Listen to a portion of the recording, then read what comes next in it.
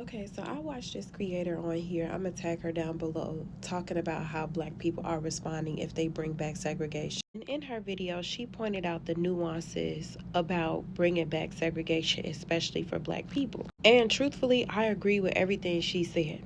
And so many people in the comment section were like, "Oh, black people, we're resilient. Y'all downplay us. We'll figure it out. We'll be okay." I don't think at the systematic level y'all don't understand.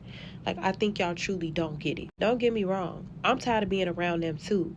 But on the federal systematic level, this controls our funding.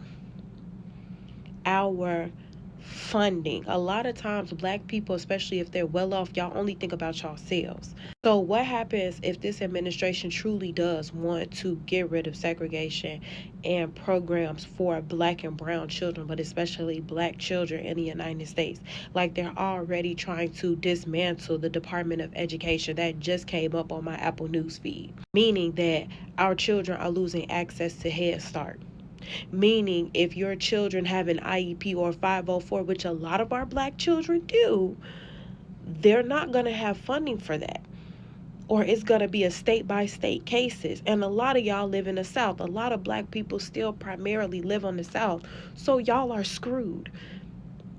A lot of HBCUs, if not all HBCUs, as an HBCU graduate myself, are still millions, if not billions of dollars underfunded by the state. Like, are y'all not keeping up with what's going on with Tennessee State University and how their state is literally trying to bully them out of that property because Nashville is on and popping right now? So she's right. There would be a lot of nuances because we don't have all black hospitals.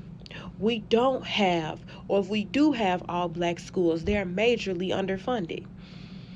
Or y'all say y'all can't afford them because that's the argument y'all give with HBCUs, knowing damn well our schools don't have the funding to give out scholarships. A lot of black and brown people still need food stamps, Medicaid. So if he ends these programs, our community is going to be asked out. And the difference between the 1950s and before is our people were used to living in the slums and struggles and used to pulling through and figuring it out ourselves. A lot of black and brown people live in major metropolitan cities. We don't know how to farm. We don't know basic skills of survival. We don't know how to sew. A lot of folks don't go to church no more. So like the community aspect, especially with younger people, millennials on down, is not there. So she's absolutely correct. There is a lot of nuances, and I get y'all want to be hyper positive about what could happen if segregation is ended, but there's a huge possibility that we will be screwed because we're not community minded. Hell, a lot of our children don't even be interested in learning their black history at school. How do I know? Because I'm a former educator and I tried. So I don't know why y'all are saying we gonna be all right, we gonna be all right. No, we gonna struggle for a good minute too. So I don't know, segregation ain't the flex that y'all think it is.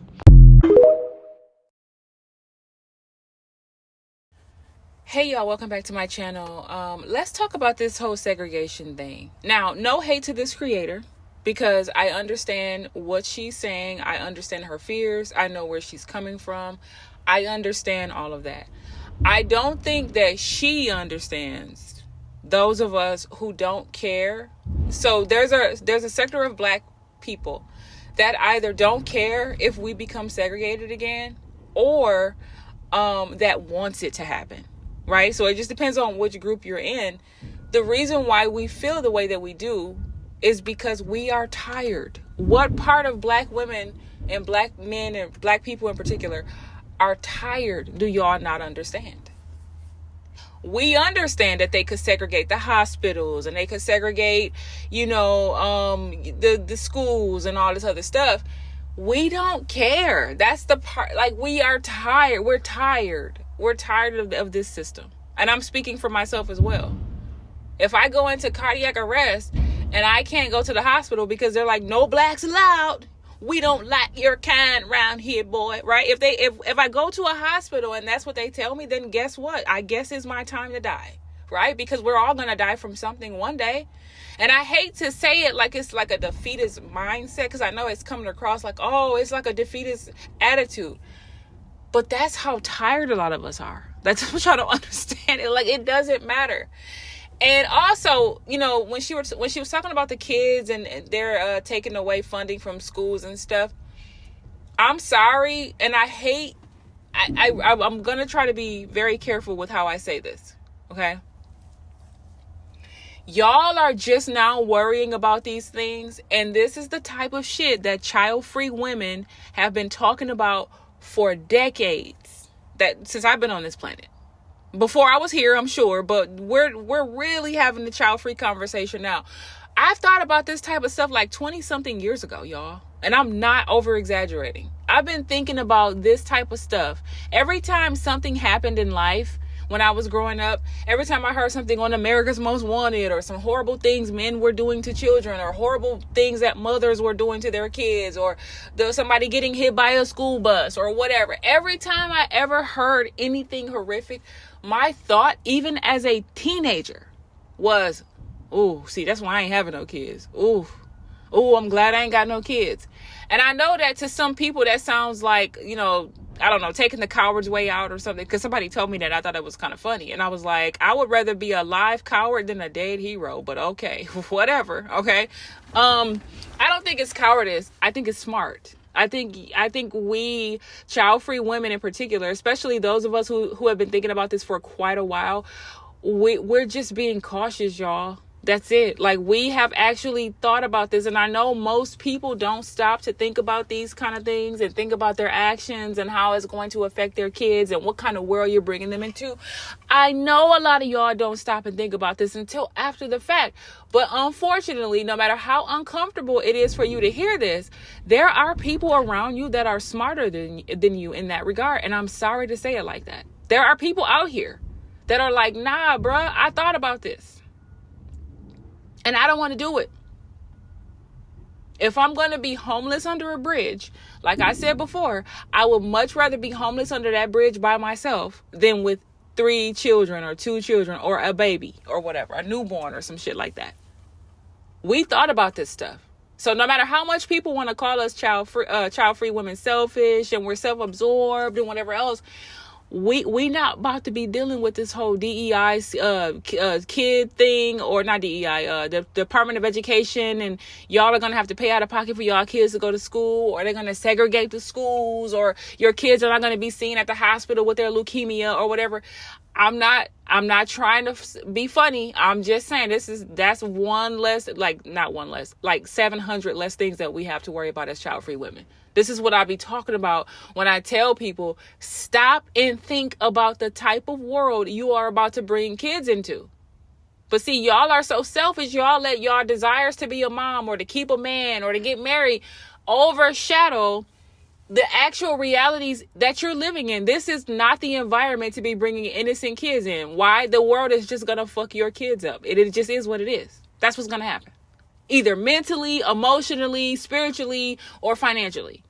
They're going to be screwed.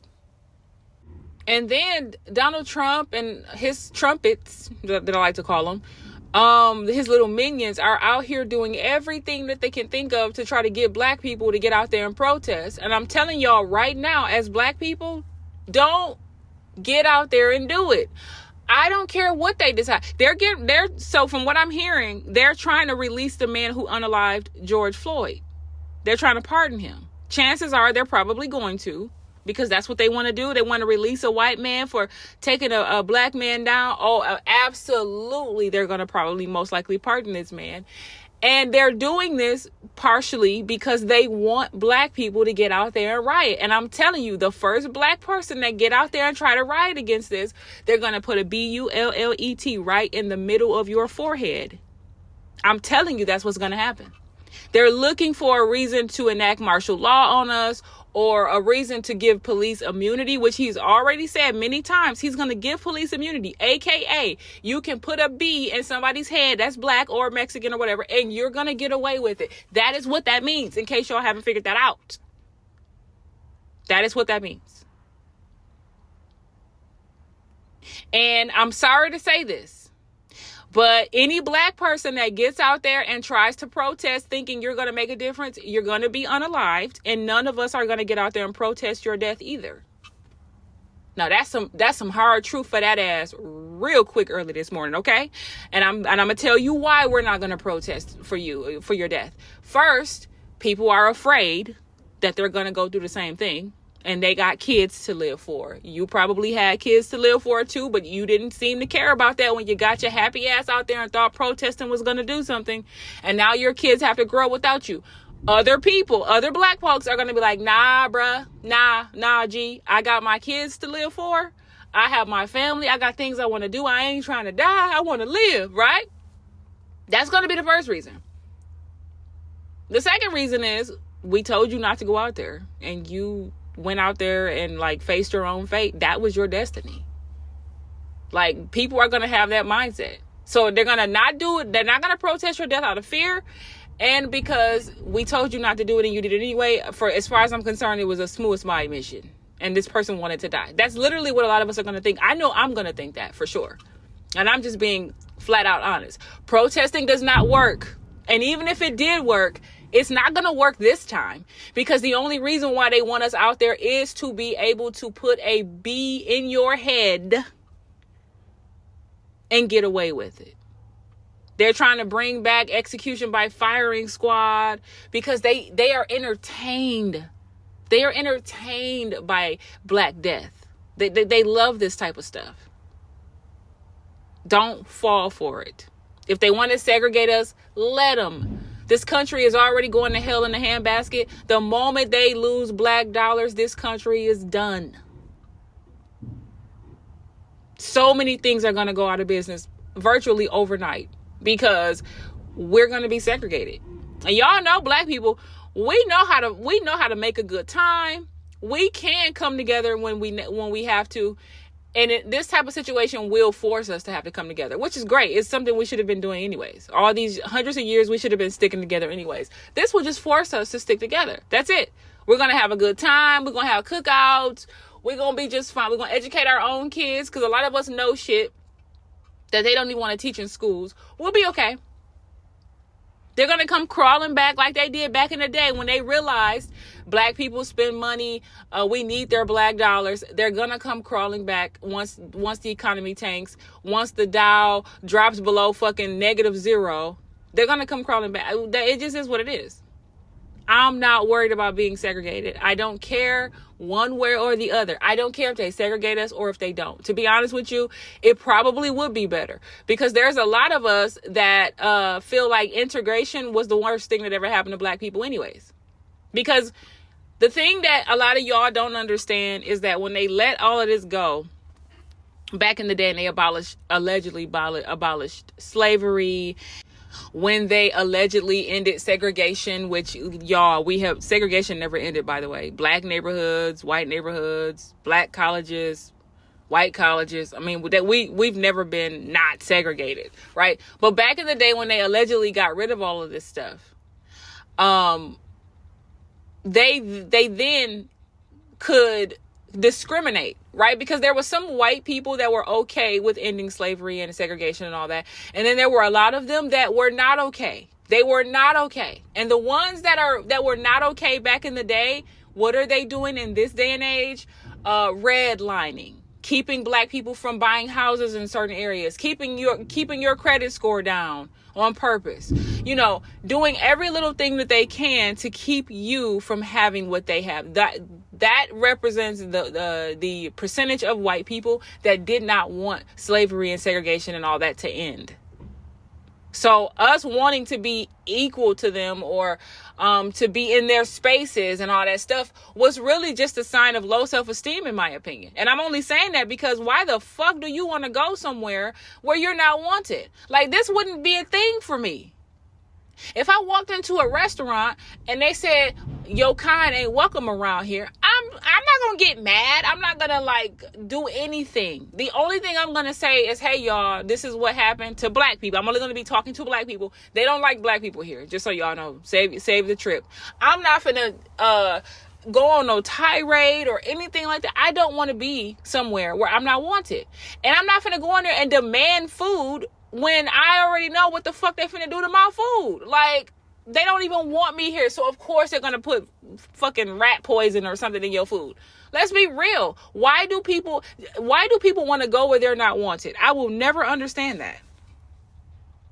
Just like I'll never understand people who don't like child-free women or child-free content, but they continuously come on our pages and go in our comment sections and talk shit and talk about how nobody cares that you're child-free. You do care, dummy. That's why you came here to comment. And that's why a lot of these people, their names, I see them in my comments every time I drop a video. I recognize a lot of y'all's names and burner pages. It doesn't make sense to me. So black people are going to be fine. And I know, things probably might get a little rocky before they get better, but things will get better. We will be okay. And we are not our ancestors.